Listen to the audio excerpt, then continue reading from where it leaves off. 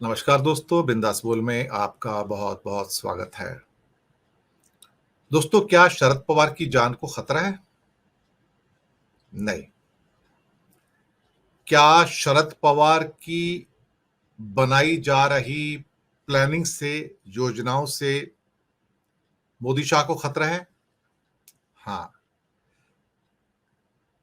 क्या शरद पवार से मिलने आने वाले व्यक्ति शरद पवार की जान के लिए खतरा बन सकते हैं? नहीं। पर मोदी शाह समझते हैं कि जो भी व्यक्ति शरद पवार को मिलने आ रहे हैं, वो उनकी जान के लिए खतरा हो सकते हैं, लेकिन ये सिर्फ एक बहाना है। दरअसल अचानक से बिना मांगे जेड प्लस सिक्योरिटी का शरद पवार को चुनाव से तुरंत पहले देने का मतलब है कि उन पर पल पल की नजर रखी जाए कि ये आदमी क्या योजना बना रहा है, ये महाविकास अघाड़ी के लिए किस किस्म की प्लानिंग कर रहा है, ये किन किन लोगों से मिल रहा है, ये किन के घर में जा रहा है, इनके घर में कौन से नेता इनसे मिलने के लिए आ रहे हैं, वो आकर कौन से कमरे में बैठेंगे, उस कमरे में वो कितने घंटे की मीटिंग करेंगे, जो उनसे मिलने आएंगे उनकी एंट्री का टाइम और डेट लिखा जाएगा। उसके बाद जब वो घर से निकल के जाएंगे तब उनका टाइम और डेट लिखा जाएगा। इसका मतलब ये हुआ कि शरद पवार को अब कैद में ले लिया गया है। शरद पवार कैदी बना लिए गए हैं जेड सिक्योरिटी प्लस का बहाना बना के। अजीब सी कहानी हो गई ना ये। तो शरद पवार ने भी कह दिया कि मेरे बारे में अब ये सारी जानकारियां चुनाव से पहले हासिल करने के लिए मुझे जबरदस्ती जेड प्लस सिक्योरिटी दी गई, जिसका मुझे कोई जरूरत भी नहीं है और मुझे चाहिए भी नहीं है। और चूंकि अब उनको मेरे बारे में सारे राज जानने हैं, सारे तथ्य जानने हैं, तो एकदम से केंद्र सरकार ने बिना कुछ सोचे समझे अपने आप एक जेड प्लस की सुरक्षा मुहैया कर दो भाई। वो इसका मतलब ये है कि वो सारी की सारी प्रमाणिक जानकारियां जो शरद पवार के बारे में 24 घंटे निगरानी रख के प्राप्त करना चाहते हैं, अब वो सारी केंद्र सरकार को ये जानकारियां मिल जाएंगी। अब जेड प्लस की सिक्योरिटी से क्या होता है कि उनके एक एक पल की खबर रखी जाती है, कितने बजे सोते हैं, कितने बजे उठते हैं, कितने बजे नाश्ता करते हैं, कितने बजे लंच करते हैं, किससे बात करते हैं, क्या करते हैं, हर चीज उनकी अब मालूम पड़ जाएगी।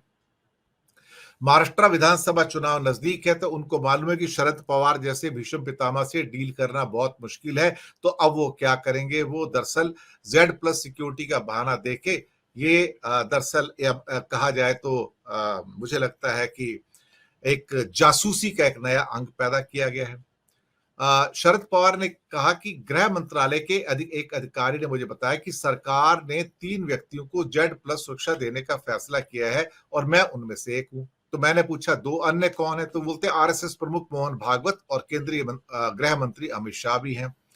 अब फिर उनका कहना था कि मेरे बारे में अगर पूरी जानकारी प्राप्त करनी हो, मेरी एक एक मिनट की जानकारी जो राज्य सरकार के पास भी जाए और केंद्र सरकार के पास भी जाए, तो उसका एक ही है कि आपको एक सुरक्षा के ऐसे घेरे में ले लिया जाए जहां पर आप किसी और से ना मिल सके।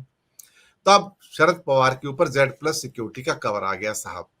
अब क्या कहा जा रहा है कि शरद पवार की सुरक्षा के लिए बहुत खतरा पैदा हो गया। भैया, शरद पवार की सुरक्षा को कहां खतरा पैदा हो गया? उनके पास जो सुरक्षा थी वो काफी थी और उनको एक मजबूत सुरक्षा कवर की अब सिफारिश की गई। किसने? केंद्रीय एजेंसियों ने। कौन सी केंद्रीय एजेंसी जिसने वो सारी की सारी ये सुरक्षा का जो कवर देने की सिफारिश की, इस बात का खुलासा नहीं किया गया है। अब वहां पे इनको क्या किया जाएगा, अब देखिए कैसे शरद पवार को अब कैद में रखा जाएगा। 58 लोग इनकी सुरक्षा में तैनात होंगे, यानी कि 58 लोग जो सशस्त्र होंगे, जिनके हाथों में हथियार होंगे, 58 लोग होंगे।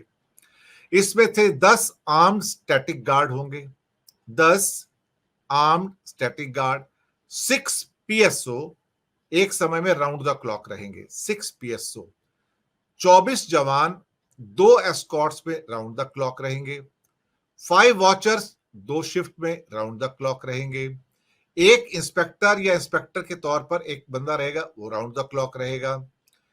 उसके बाद इनके घर में आने जाने वालों की क्या कहते हैं कि 6 व्यक्ति जो होते हैं वो फ्रिस्किंग करेंगे, यानी कि आपकी फिजिकल जांच की जाएगी और स्क्रीनिंग करेंगे। फिजिकल जांच का मतलब है कि आपकी पूरी बॉडी की जांच की जाएगी, उसके आपको स्कैनर्स में से गुजारा जाएगा, आपका सामान भी उसके अंदर से लिया जाएगा और आपके पास जो कागजात वगैरह होंगे वो भी चेक किए जाएंगे कि आप क्या वहां पर लेके जा रहे हैं, आपके जेब में कितना कैश पड़ा हुआ, वो आप कितना लेके जा रहे हैं, तो आपको स्क्रीन करेंगे आप कौन है।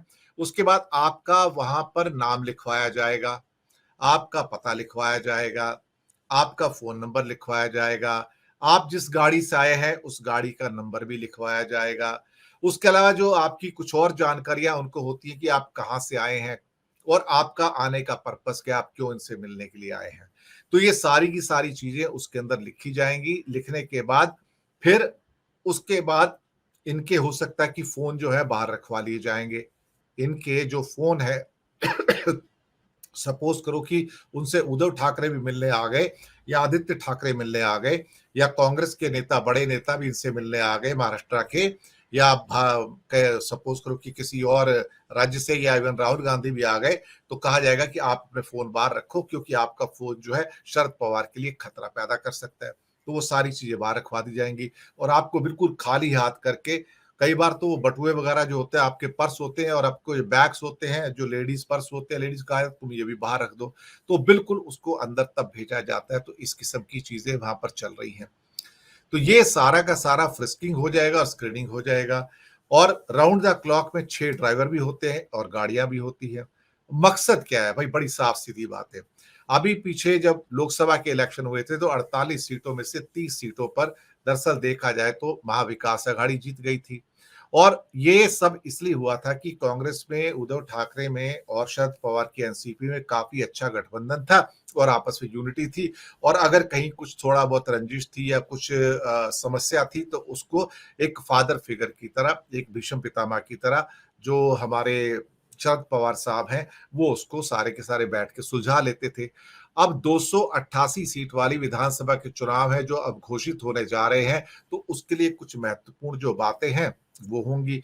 तो शरद पवार उसके अंदर एक महत्वपूर्ण कड़ी का जो रोल है वो निभाने जा रहे हैं कि भाई कौन उससे मिलने आएंगे, क्या चुनावी मीटिंग होगी और कैसे वो सब करना है।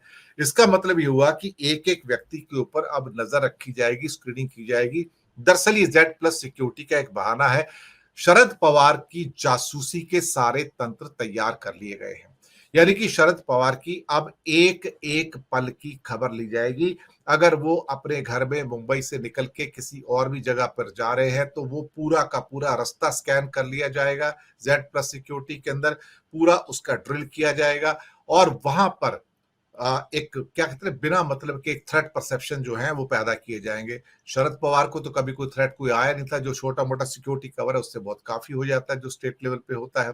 लेकिन जेड प्लस सिक्योरिटी का मतलब ये होता है कि अब इनकी सारी की सारी जो जानकारियां हैं वो प्रतिदिन सुबह और शाम गृह मंत्रालय को यानी कि अमित शाह के पास जाएंगी और फिर वो सारी जानकारियां प्रधानमंत्री के पास जाएंगी, यानी कि वो चुनावों तक, जब तक चुनाव खत्म नहीं हो जाते महाराष्ट्र के, ये जानकारियां जो हैं इनको मिलती रहेंगी और शरद पवार की जासूसी के लिए सारा काम किया जा रहा है। यहां पर इस बात की भी जांच की जाएगी कि शरद पवार के पास किसके फोन आ रहे हैं और वो किसको अपने फोन से फोन कर रहे हैं। ये पर्सनल भी उनका फोन भी उसकी स्क्रूटनी के अंदर चला जाएगा, क्योंकि वो कहेंगे हो सकता है कोई एक ऐसा आदमी आपको फोन कर रहा है जो आपको धमकी दे सकता है या आपको आपके लिए खतरा बन सकता है, तो हमें उसका भी, यानी कि वो वहां से उसकी जासूसी भी शुरू हो जाएगी। अब चूंकि वो केंद्रीय जेड प्लस सिक्योरिटी हो गई तो उनके फोन की स्कैनिंग भी स्टार्ट हो जाएगी वहां पे, यानी कि फोन की रिकॉर्डिंग भी।